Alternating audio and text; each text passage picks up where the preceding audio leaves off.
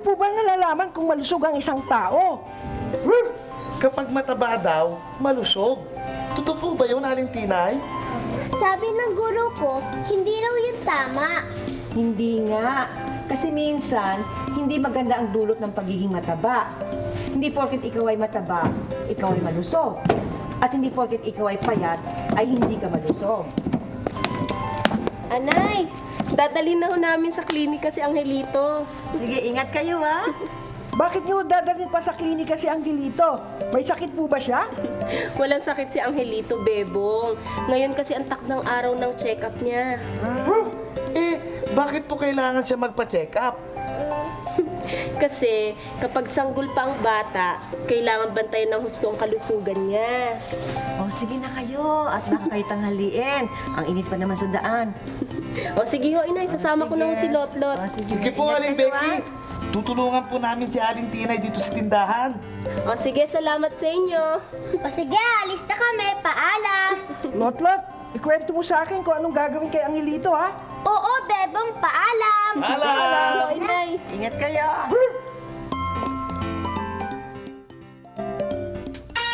Gusto niyo ba kumain ng gulay? Sige, kumain na tayo ng gulay. Mahalaga ang gulay, Kalusugan. mahalaga ang gulay, mahalaga ang gulay sa katawan ng tao. Ang sustansya ng gulay ay ibang-iba. Puno ng bitamina, nagpapasigla. Mahalaga ang gulay, Kalusugan. mahalaga ang gulay, mahalaga ang gulay sa katawan ng tao. Ang kalabasa at carrots, pampalinaw ng mata. Dugo mo'y sisigla sa kangkong, malunggay ang palaya. Mahalaga ang gulay, Kalusugan. mahalaga ang gulay, mahalaga ang gulay sa katawan ng tao. Ang mungo, bataw at patani, pampasigla, pampalusog. Vitamina C ang hatid ng cauliflower, broccoli, repolyo. Mahalaga ang gulay, Kalusugan. mahalaga ang gulay, mahalaga ang gulay. Kumain ng gulay, gulay.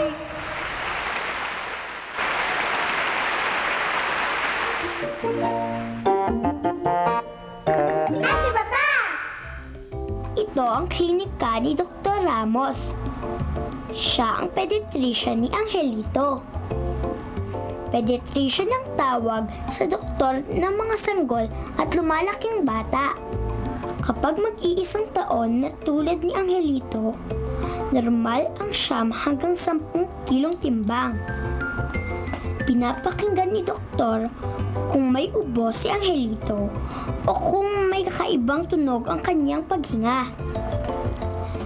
Tinatanong ni doktor si nanay kung gaano kalakas kumain at gaano kadalas dumumi ang bata.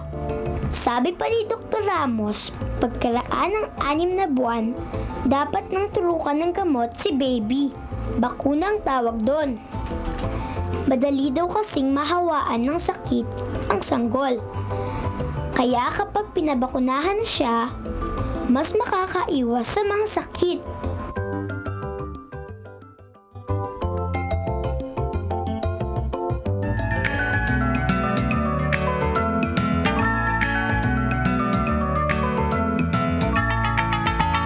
Kilala niyo ba ang mga kapitbahay niyo? Sa ospital, sa klinika ay makikita niyo. Kilala niyo ba ang mga kapitbahay niyo? Sinusuri ang karamdaman, sakit ay lulunasan. Tumutulong at gumagamot ng buong katapatan. Siya'y kaibigan yung doktor na kapitbahay niyo. Siya ang kapitbahay na maaasahan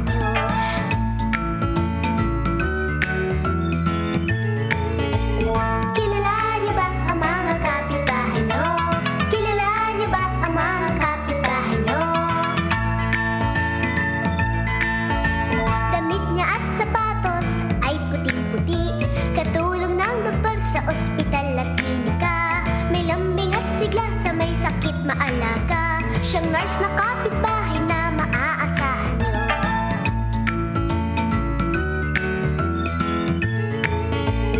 Kilala niyo ba ang mga kapitbahay niyo? Kilala niyo ba ang mga kapitbahay niyo? Kung masakit ang ngipin, pati ang gilagid, ngipin niyo ba'y sira, sungkit, gusto niyong ayusin? Kaibigan na dentista, tutulong sa atin. Siya ang kapitbahay na tutulong sa atin. Sila ang kapitbahay na maaasahan natin.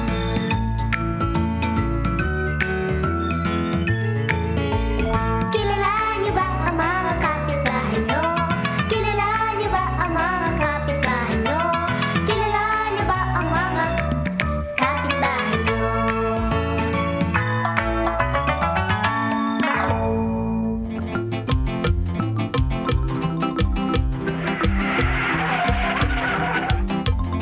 Ay, si Mr. Sulat nasa isang pista at mukhang sasali pa siya sa iba't ibang klaseng mga palaro. Hayaan, sumali si Mr. Sulat sa akyatan sa Palo Sebo.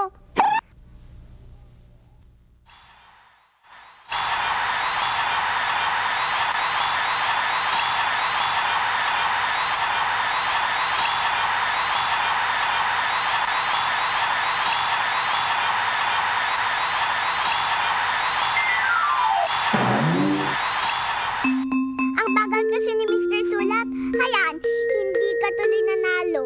Sasali ulit si Mr. Sulat sa isang palaro, ang paluan ng palayok. Ayan, papalo na ng palayok si Mr. Sulat.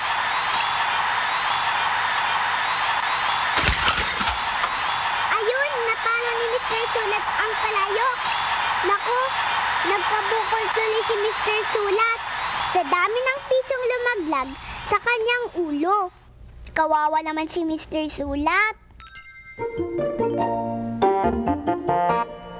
ATBP! Sarap! Isa, dalawa, tatlo, apat, lima, anim, pito, walo, siyam, sampu, labinsa, labing dalawa, labing tatlo, labing apat, labing lima. Isa, dalawa, tatlo, apat, lima, anim, pito, walo, siyam, sampu, labinsa, labing dalawa, labing tatlo, labing apat, labing lima. Magbilang mula sa umpisa. Sige na, ulit-ulitin pa. Isa, dalawa, tatlo, apat, lima, anim, pito, walo, siyam, sampu, labing sa, labing dalawa, labing tatlo, labing apat, labing lima.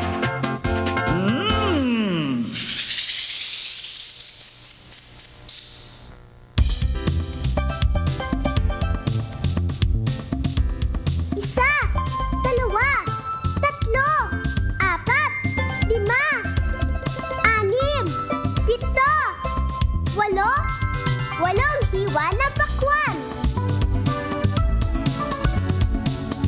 Isa, dalawa, tatlo, apat, lima, anim, pito, walong kulisap.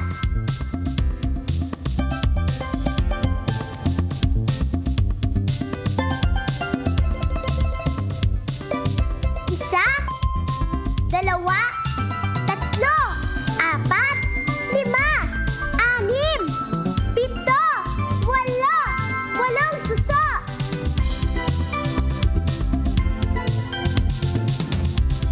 Isa, dalawa, tatlo, apat, lima, anim, pito, walo, walong itlog. Isa, dalawa, tatlo, apat,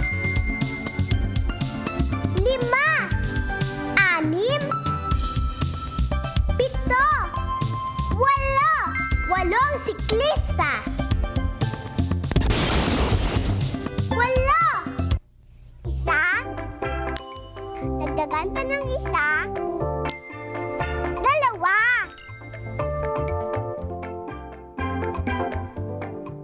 O mga bata, naglalaro pala kayo tungkol sa addition o pagdadagdag. Naku, maganda yan ah. Gusto niyo bang umawit tungkol sa addition o pagdadagdag? Isa, dagdagan pa ng isa, ang bilang nito ay dalawa. Isa, dagdagan pa ng isa, ang bilang nito ay dalawa. Dalawa, dagdagan pa ng isa, ang bilang nito'y tatlo. Dalawa, dagdagan pa ng isa, ang bilang nito'y tatlo. Tatlo, dagdagan pa ng isa, ang bilang nito'y apat. Tatlo, dagdagan pa ng isa, ang bilang nito'y apat. Apat, dagdagan pa ng isa, ang bilang nito'y lima. Apat, dagdagan pa ng isa, ang bilang nito'y lima. Lima, dagdagan pa ng isa, ang bilang nito'y anim. Lima, dagdagan pa ng isa, ang bilang nito'y anim. Anim, dagdagan pa ng isa, ang bilang nito'y pito. Anim, dagdagan pa ng isa, ang bilang nito'y pito.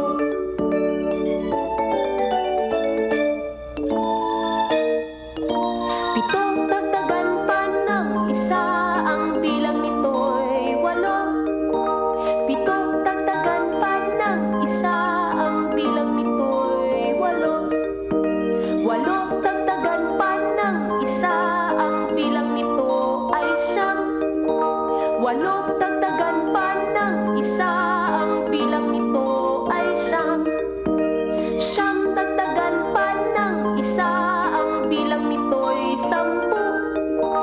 Siyam, dagdagan pa ng isa, ang bilang nito'y sampu.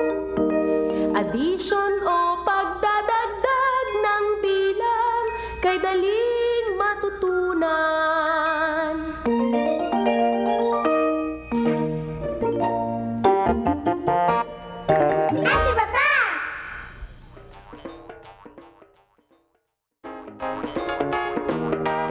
Ang parisukat, gilid ay apat, may apat na sulok. Ang parisukat, yung sukat, isa, dalawa, tatlo,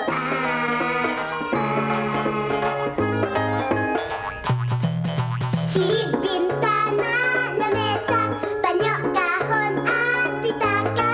Parisukat, parisukat, bawat gilid ay magkasukat. Isa, dalawa, tatlo, apat, ito ang hugis, parisukat. Hindi ba umiyak si Angelito, Lot-Lot? Umiyak dahil nasaktan sa bakuna. Pero agad naman siyang tumahan. Matapang kasi si Angelito eh. Ayan ang Yan na. matapang ko, kapatid. Nanay, sinasabi ko po sa kanila kung anong nangyari dun sa pagpapacheck up ni Angelito. Alam nyo, mahalaga talaga ang regular na check-up. Nakasisiguro ko na ligtas sa sakit at nananatiling malusog ang bunso ko. Siyempre, tulad ni na Carlot Lotlot. Paglaki po niya, kasing lakas po niya ako. At siyempre, kasing talino ng ate Lotlot mo. Uy, panay ang ngiti ni Lot-Lot at ni Carlo. Oo nga eh. Totoo ba yan? Tahan na. Lotlot? Carlo? Tahan na. Gwapo talaga ni Angelito.